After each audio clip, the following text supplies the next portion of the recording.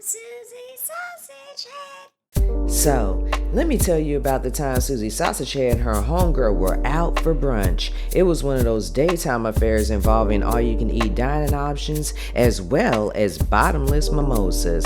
Susie had been eyeballing these events for some time and was glad to finally have made it to one of them.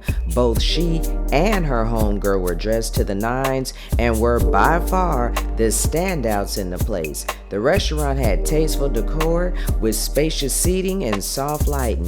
The DJ was playing early 2000s hits and the libationeers were happy and talkative. As mentioned before, Susie Sausage Head and her girlfriend came to slay and not to play. They had discussed their wardrobe choices ahead of time, keeping the venue, occasion, weather, and location in mind.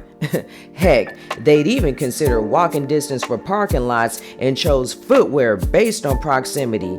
Their efforts were in evidence and showed by comparison to the other ladies in attendance, but this didn't matter to the pair. They were dressed to impress themselves and match the energy they felt internally. They loved to party and did so as if they were the only ones in the room every time they got the chance.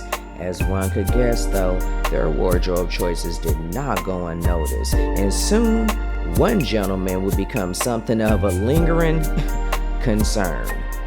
There were several large parties in attendance, and Susie Sausage Head gave a shout out to everyone that walked in with an "I'm the bride" or "birthday girl" tiara on. Once the first plates of food arrived, Susie and her homegirl immediately dug in. The mimosas were mixed with a variety of fruit juices, and their handsome waiter was too eager to surprise the ladies with different variations of each flavor upon fulfilling their bottomless needs. 2 plates and 3 mimosas later, the ladies were feeling pretty saucy and beginning to really vibe to the music. They reserved their table for 2 hours and had about 30 minutes left before they would move toward the bar. Susie had gotten up to use the ladies' room and had scoped out 2 seats bar side for them to occupy once done. She was returning to the table to tell her homegirl about it and had started talking excitedly as she approached and sat down when she was interrupted by a voice coming from behind and to her left. Susie Sausage Head looked over to find a random gentleman sitting in an empty chair at their table and holding out his hand to shake while telling them his name.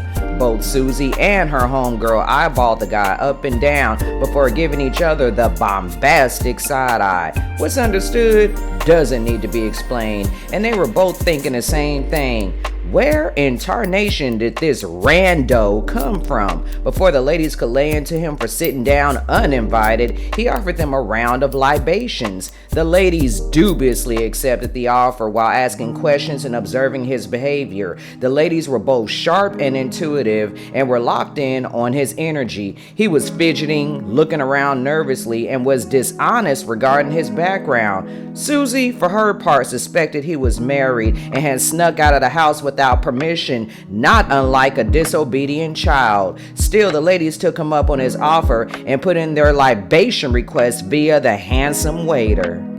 The waiter looked at the newcomer with some trepidation while taking the libation orders, and Susie Sausage Head noticed this.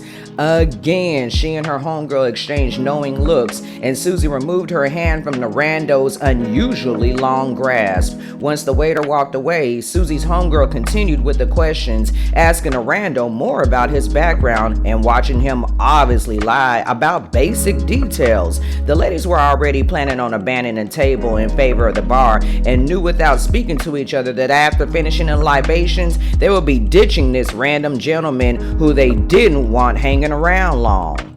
Before the waiter could return, the random gentleman excused himself to go to the restroom. Susie Sausage Head and her homegirl were in the middle of conversing with him regarding the city, having given up on asking him personal questions and resolving to keep it light while enjoying their libations. The rando stood up from the chair he was seated in and quickly walked, not toward the restroom, but out of the front entrance. Susie and her homegirl looked at each other and began to wonder out loud if he was planning on going in an alleyway. Their conversation was interrupted once again by the waiter returning to the table with libations. He put the glasses on the table, looked around, then asked the ladies, "Where'd he go?"